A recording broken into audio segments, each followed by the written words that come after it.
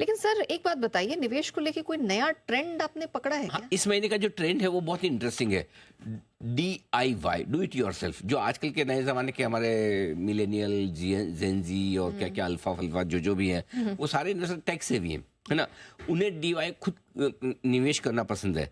अब क्या है कि दो तरह से आप इन्वेस्ट करते हैं किसी भी म्यूचुअल फंड स्कीम में। एक रेगुलर प्लान होता है जो आप किसी एडवाइजर के थ्रू करते हैं, ठीक है, और उसमें एडवाइजर को थोड़ी फीस मिलती है, आपके जो म्यूचुअल फंड के चार्जेस होते हैं थोड़े से ज़्यादा होते हैं।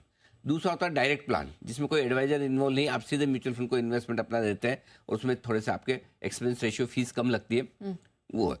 जो नए इन्वेस्टर्स है वो खुद डायरेक्ट प्लान के जरिए पैसा लगाना ज़्यादा पसंद कर रहे हैं। 10 करोड़ SIP अकाउंट है, उनमें से डायरेक्ट प्लान का शेयर 40% है। उनको लगता है हमने SIP डिसाइड कर दिया, हम ही कर देंगे। वो दूसरा, कुल SIP का जो AUM है उसमें डायरेक्ट प्लान का कंट्रीब्यूशन 20% से ज़्यादा है। तो यानी कि कुल मिला के डायरेक्ट प्लान के इन्वेस्टर्स कुल AUM में सबसे ज़्यादा खुद करने वाले लोग हैं। और इसकी वजह क्या है? आजकल इन्वेस्टमेंट्स को लेकर बहुत सारी ऐप्स हैं, ऐप पे गए खटखट कर दिया, ठीक है। कई सारे फिनटेक प्लेटफॉर्म्स हैं, वो आपको बता देते हैं, डेटा बता देते हैं, आप अपना डिसाइड करके कर देते हैं। तो आजकल ये नया ट्रेंड चल रहा है डायरेक्ट प्लान वाला। ओके, तो चलिए सर, ये तो डायरेक्ट प्लान हो गया, DIY हो गया, लेकिन जो रेगुलर प्लान है उसका क्या हाल है? रेगुलर प्लान में भी है, ऐसा नहीं कि इन्वेस्टर वहाँ नहीं है, वहाँ भी है, वहाँ भी ज़्यादा है। T30 और B30। T30 मतलब टॉप 30 शेयर, देश के टॉप 30 शेयरों में, और उसके बाद के 30 शेयरों में, जिसको बियॉन्ड 30 बोलते हैं, B30। T30 B30, okay. इन दोनों में अभी भी 77% पैसा रेगुलर प्लान के जरिए आ रहा है। और डेट फंड में अगर आप देखेंगे तो 63% पैसा रेगुलर प्लान से आता है। अब रेगुलर प्लान में आपको क्या चाहिए? एक डिस्ट्रीब्यूटर चाहिए, ब्रोकर चाहिए, या एडवाइजर चाहिए। अब आप इसको समझिए क्यों T30 और B30 में यहाँ से आ रहा है, क्योंकि आपको बड़े शेयरों में एडवाइजर मिल जाते हैं, छोटी जगह पे होंगे तो आपको नहीं मिलेंगे।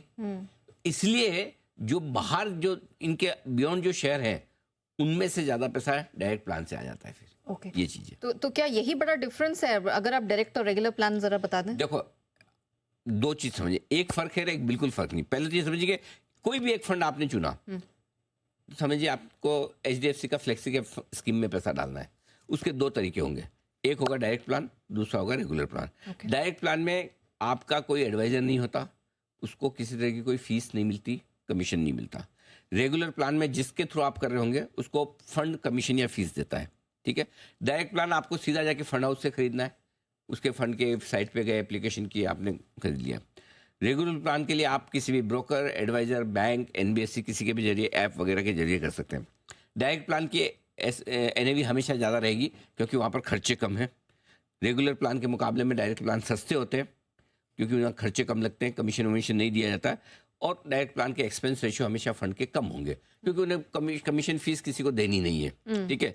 और कम खर्चे होने की वजह से ही डायरेक्ट प्लान के रिटर्न हमेशा रेगुलर प्लान से ज़्यादा आते हैं। और ये एक बड़ी वजह कि लोग डायरेक्ट प्लान की तरफ जाना चाहते हैं। और हर एक म्यूचुअल फंड के पास दोनों स्कीम देना कंपलसरी है, डायरेक्ट प्लान भी होगा, रेगुलर प्लान भी होगा, ये बहुत जरूरी है। ओके, चलो, रिटर्न पर असर तो आपने बता दिया सर, लेकिन किस पर कितना एक्सपेंस रेशियो है? अगर आप एक्सपेंस रेशियो में क्या है, देखिए, एक तो आपकी मैनेजमेंट फीस होती है, डिस्ट्रीब्यूशन फीस होती है, ऑपरेशनल कॉस्ट शामिल होती है।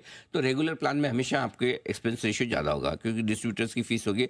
रेगुलर प्लान में 40 से 60% कमीशन जाता है डिस्ट्रीब्यूटर्स को, और डायरेक्ट प्लान में डिस्ट्रीब्यूटर है नहीं, तो आप ये समझ लीजिए लगभग आधा रह गया खर्चा, है ना। इक्विटी डायरेक्ट प्लान में आपका 1% से 1.25% की रेंज में आमतौर पर आपका वो एक्सपेंस रेशियो होता है। डेट में 0.3 से 0.75% होता है और लिक्विड फंड में 0.1 से 0.3%। और यही अगर आप डायरेक्ट प्लान में देखेंगे तो लगभग आधा आपका रह जाएगा। ओके, तो ये एक तरह से कह सकते हैं कम एक्सपेंस रेशियो का असर रिटर्न पर भी बिल्कुल पड़ता है और पड़ना भी चाहिए। और डायरेक्ट प्लान का रिटर्न हमेशा रेगुलर प्लान से ज़्यादा होगा क्योंकि वहाँ खर्चे कम है और रिटर्न में 0.5 से 1% तक का फर्क आता है। ये बहुत इंपॉर्टेंट है। और इन्वेस्टमेंट की पीरियड आपकी लंबी है तो रिटर्न का अंतर ये बढ़ जाता है। देखिए, मैं आपको 3 एग्जांपल देता हूँ। HDFC टॉप 10 फंड है, टॉप 100 फंड है, उसमें आपने डायरेक्ट प्लान और रेगुलर प्लान में पैसा लगाया तो 3 साल में कितना फर्क होता है? 3 साल में डायरेक्ट प्लान में आपका 19.3% रिटर्न बैठेगा और इधर बैठेगा रेगुलर प्लान में 18.6%, यानी कि लगभग आपके 70 बेसिस पॉइंट का फर्क आ गया। ये बड़ा फर्क है। सिमिलरली आप SBI ब्लू चिप फंड में जाइए, वहाँ पर अगर आप पैसा लगाएंगे 5 साल के लिए, डायरेक्ट प्लान में आपको बनेगा 8 लाख 11,000, 10,000 लगा के SIP करके, इधर बनेगा 7,92,000, तो थोड़ा फर्क आता ही आता है। ICICI प्रू का निफ्टी फंड है, अगर आप उसमें देखेंगे तो रिटर्न आप देखेंगे 1 साल में 21.5% का रिटर्न है, उधर थोड़ा कम है। डायरेक्ट प्लान में 3 साल में 13.5% का रिटर्न है, इधर थोड़ा कम है 13.25% का। तो थोड़ा सा जो खर्च, बाकी देखिए पोर्टफोलियो सेम है, म्यूचुअल फंड स्कीम सेम है, फंड मेजर सेम है, सिर्फ कहाँ आप पैसा बचा रहे हैं, जो आप एडवाइजर को फीस देते हुए, ओके वो एक्सपेंस रेशियो कम हो जाता है, वो आपकी परफॉर्मेंस में गिर जाता है। और ये वजह कि डायरेक्ट प्लान में एक चीज जो बहुत इंटरेस्टिंग है, कई बार डायरेक्ट प्लान में आप जल्दी से प्रॉफिट बुकिंग कर लेते हैं, जल्दी से निकल जाते हैं। रीजन क्या है? डायरेक्ट प्लान में आपका कोई एडवाइजर नहीं है, आप ही ने शुरू किया, आपको थोड़ा सा डर लगा, आप जल्दी से SIP रोक देते हैं। तो इस मार्केट में इसी वजह हाँ, से तो 3 साल के 95% डायरेक्ट प्लान में 3 साल के अंदर ही SIP रिडीम कर दी, भाग गए।